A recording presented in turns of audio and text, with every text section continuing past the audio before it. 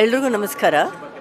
ಅಖಿಲ ಭಾರತೀಯ ಸಾಹಿತ್ಯ ಪರಿಷತ್ತಿನ 4ನೇ ಅಧಿವೇಶನ ಇವತ್ತು ಬೆಣ್ಣೆ ನಗರಿ ಅಥವಾ ಬೆಣ್ಣೆ ದೋಸೆ ನಗರಿ ಅಂತಲೇ ಪ್ರಸಿದ್ಧವಾಗಿರುವಂತಹ ದಾವಣಗೆರೆ, ನಮ್ಮ ದಾವಣಗೆರೆಯಲ್ಲಿ ನಡೀತಾ ಇರೋದು ತುಂಬ ಸಂತೋಷದ ವಿಷಯ.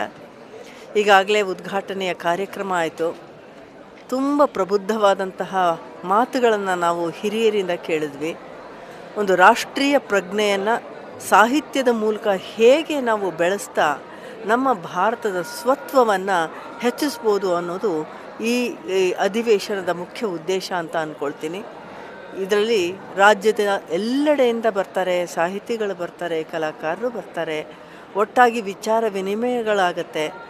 ಒಂದು ಭಾರತದ ಒಂದು ಏನಿದೆ ಕಲ್ಪನೆ, ಅದಕ್ಕೆ ಉನ್ನತ ಮಟ್ಟದ ಒಂದು ಸತ್ವ ಏನಿದೆ ಅದನ್ನು ತಿಳ್ಕೊಳ್ಳುವಂಥ ಪ್ರಯತ್ನವನ್ನು ಕೂಡ ನಾವಿಲ್ಲಿ ಮಾಡ್ತೀವಿ.